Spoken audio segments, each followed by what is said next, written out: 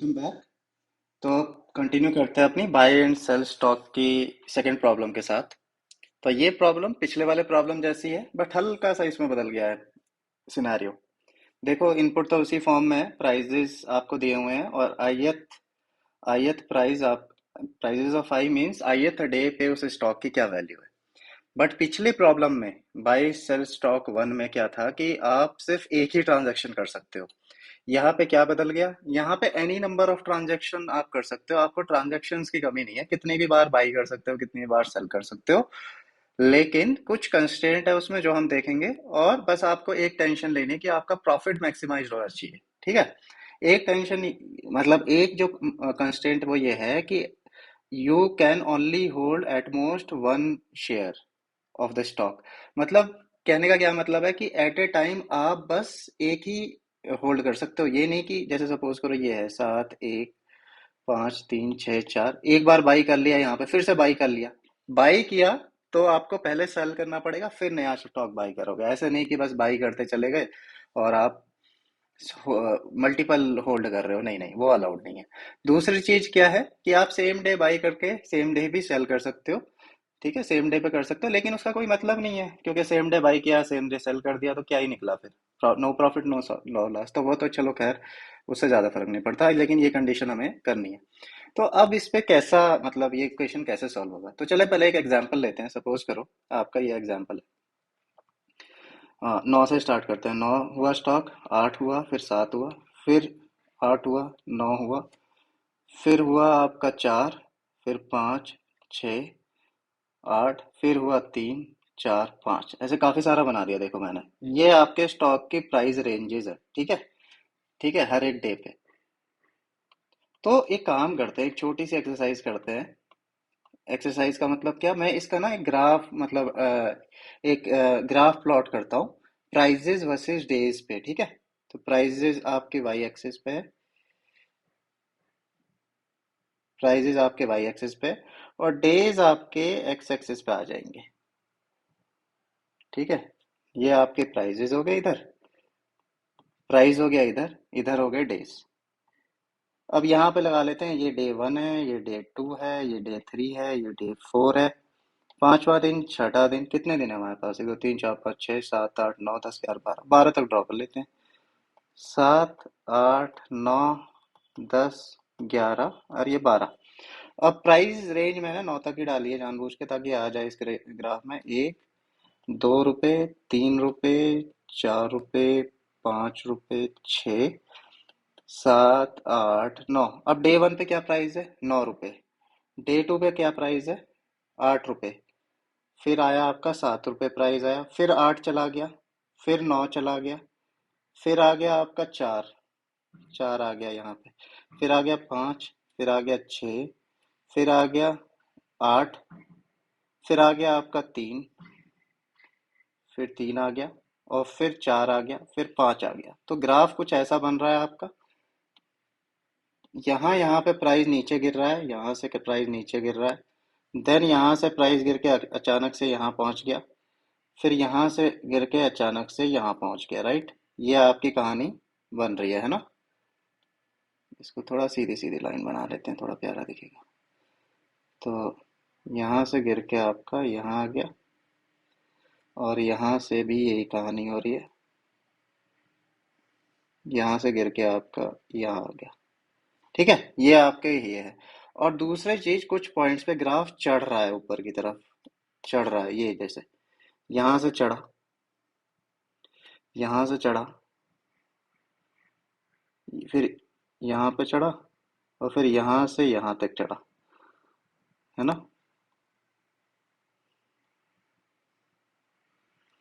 And फिर यहाँ पे भी चढ़ा ग्राफ। तो प्राइस का वेरिएशन आप देख ही रहे हो कि कहीं कहीं पे ग्राफ उतर रहा है, कहीं कहीं पे चढ़ रहा है। अब देखो, यहाँ से प्रॉफिट, पहले ना इसका ऐसे ही प्रॉफिट निकाल के देखते हैं, आप प्रॉफिट कितना निकाल सकते हो। अब यहाँ पे देखो 9 8 7, तो ग्राफ मतलब प्राइस आपकी डिक्रीज कर रही है। तो यहाँ तो इस जगह पे तो आपको बाई करने की अपॉर्चुनिटी है ही नहीं। कहाँ खरीदोगे, कहाँ बेचोगे। लेकिन यहाँ पे एक बाई करने की अपॉर्चुनिटी आती है क्योंकि इसके बाद प्राइस ऊपर उठ रहा है। ठीक है।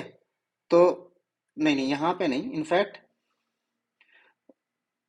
आप यहाँ पे ही बाई कर सकते हो। 7 पे बाई करने की अपॉर्चुनिटी है आपके पास, लेकिन 9 8 7 गिर रहा है। 7 पे बाई करने की अपॉर्चुनिटी है कि 7 पे आपने बाई किया और चढ़ता जा रहा है, चढ़ता जा रहा है, 9 तक भी आपने होल्ड किया, तो 7 से 9 पे बेच दोगे तो आपका इतने में प्रॉफिट आ जाएगा 2।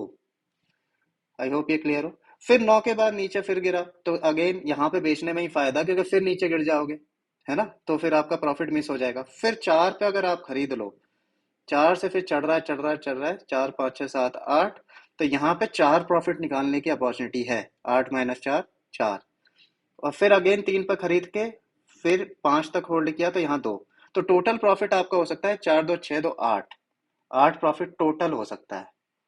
क्यों? क्योंकि जहां जहां पे चढ़ रहा है ग्राफ, जहां से चढ़ना चालू हुआ वहां से खरीदा, और ऊपर तक जहां तक चढ़ रहा है वहां तक होल्ड करके, जहां फिर से गिरा वहां पे बेच दिया।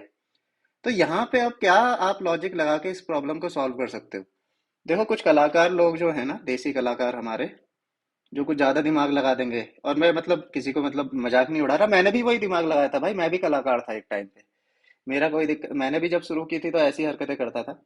क्योंकि हम लोग ना जब शुरू करते हैं, हमारा वो थॉट प्रोसेस, इंट्यूशन बिल्ड नहीं होता, और हम लोग क्या है कि बस किसी तरीके से प्रॉब्लम सॉल्व हो जाए, फलाना दिमाग का जो भी दिखता है हमें वही करने को लग जाते हैं। थोड़ा ऑब्जर्व अगर थोड़ा सा और बारीकी से देखेंगे तो चीजें आसान हो सकती हैं। मैं भी शुरू में ऐसे ही कलाकार था, तो हम क्या करते थे कि हम ये डिटेक्ट करते थे कि भाई कहाँ से कहाँ पे ये पॉइंट आया कि ग्राफ उठना चालू हुआ। तो जैसे सपोज करो, 8 के बाद, आई मीन 8 के बाद ग्राफ गिरा और 7 के बाद 8 पे उठा, तो मैं अपनी एक विंडो बनाऊंगा, यहां से स्टार्ट करूंगा और विंडो को एक्सपेंड करता रहूंगा और लेके जाऊंगा जहां तक ग्राफ चढ़ रहा है। ठीक है, विंडो को एक्सपेंड करूंगा जहां पे ग्राफ चढ़ रहा है। और फिर अगर विंडो फिर से फॉल हुई, 9 के बाद 4 फॉल हुई, तो यहाँ पे विंडो को एक तरीके से, यहाँ पे विंडो को रोक दूंगा और विंडो की स्टार्टिंग और एंडिंग पॉइंट का डिफरेंस लेके वो प्रॉफिट क्लोज कर लूंगा। फिर यहाँ से दोबारा एक नई विंडो स्टार्ट करूंगा और विंडो को एक्सपेंड करता जाऊंगा, करता जाऊंगा, कहाँ तक, जहां तक फिर से एक डिप नहीं आया। तो यहाँ पे फिर विंडो क्लोज करूंगा और अपना प्रॉफिट बुक करूंगा 8 माइनस 4 4। फिर एक नई विंडो यहाँ से स्टार्ट करूंगा, मतलब कहाँ से विंडो, कहाँ से स्टार्ट होगी, जहां से ग्राफ चढ़ना चालू हुआ। और अगर फिर से डिप मारा ग्राफ, तो फिर अगेन विंडो क्लोज, या फिर एंड पे आ गया तो विंडो क्लोज, और फिर से मेरा प्रॉफिट आया। 4 2 6 2 8 ऐसे करेंगे। अब ये जो लॉजिक आप अगर इम्प्लीमेंट करो, तो इसमें बहुत ज्यादा भसड़ है, मतलब इसमें इतना आसान नहीं है। क्यों? क्योंकि इसमें अगेन कोड थोड़ा कॉम्प्लेक्स हो जाएगा, और जितना कॉम्प्लेक्स कोड होगा उतने ही आपके बग्स आने की प्रोबेबिलिटी बढ़ जाएगी। एज केसेस हैंडल करना, फलाना डिमाका, आपका हेडेक बढ़ जाएगा। तो ये उतनी ही गलती होने के चांस बढ़ जाएंगे। तो और ऑफ कोर्स इसका इम्प्लीमेंटेशन तो ऑफ कोर्स वो है ही, कि इसका इम्प्लीमेंटेशन थोड़ा सा मतलब ज्यादा कॉम्प्लेक्स है। ठीक है, तो इसको इम्प्लीमेंट करके आप करोगे तो हो जाएगा सवाल, कोई दिक्कत नहीं है, ये भी ऑर्डर ऑफ एन में हो जाएगा।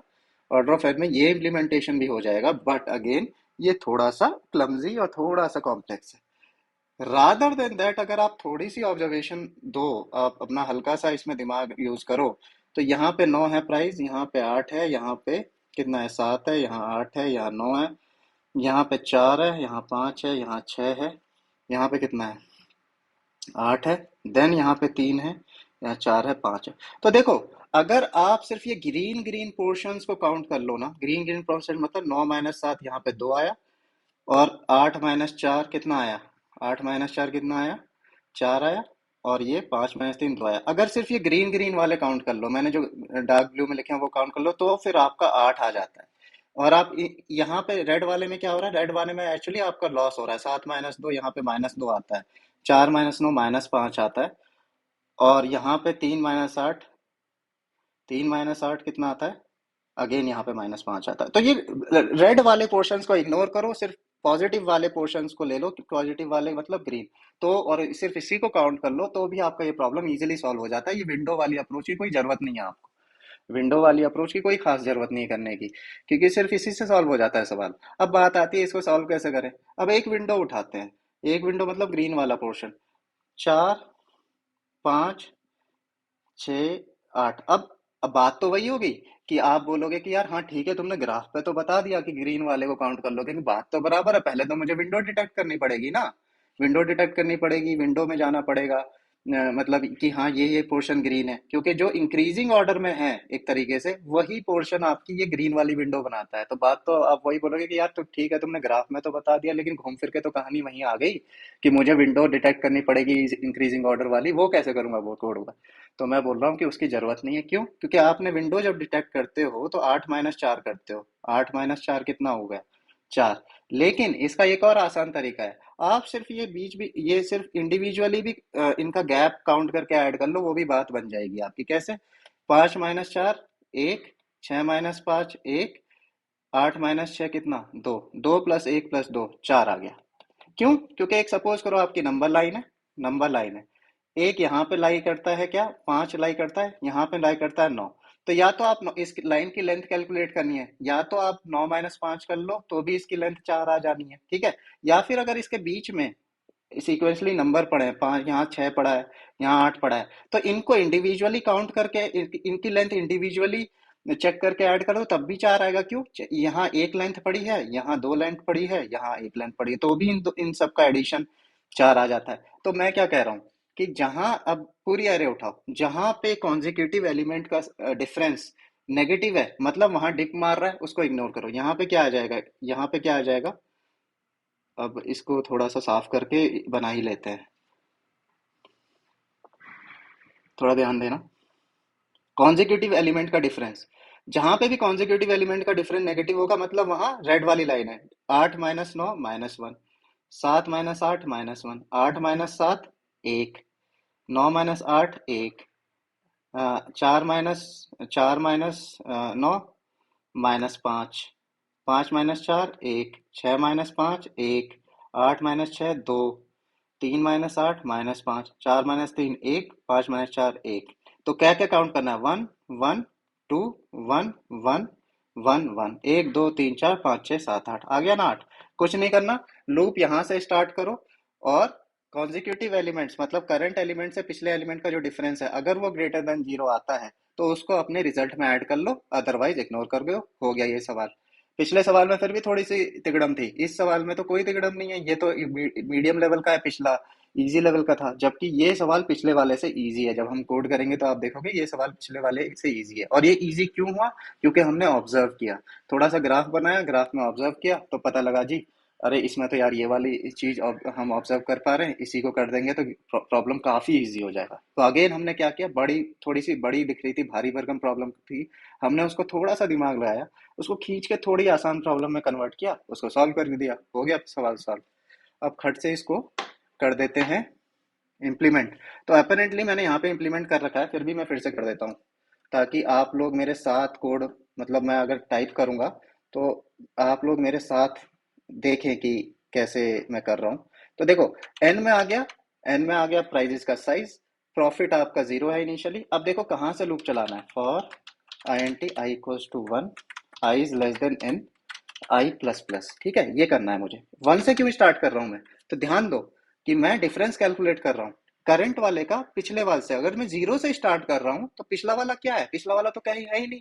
मतलब prices of i minus prices of i minus one, मैं हर बार देख रहा हूँ ना लूप चलाते हुए, prices of i minus prices of i minus one. अगर ये आई 0 से किया तो ये क्या हो जाएगा? -1 इंडेक्स। -1 इंडेक्स मतलब क्या है? वो तो भाई आउट ऑफ बाउंड चला जाएगा, क्रैश कर जाएगा program. It doesn't make any sense as well. तो फिर क्या करना है यहाँ पे? आई इक्वल्स टू 1 से स्टार्ट करना, i n t t t में ले लेते हैं, prices of i minus prices of i minus one, ठीक है। If if t is greater than 0 तो फिर क्या करना है? प्रॉफिट में ऐड कर दो, प्लस इक्वल्स टू टी, और यहाँ पे क्या कर दो? Return profit.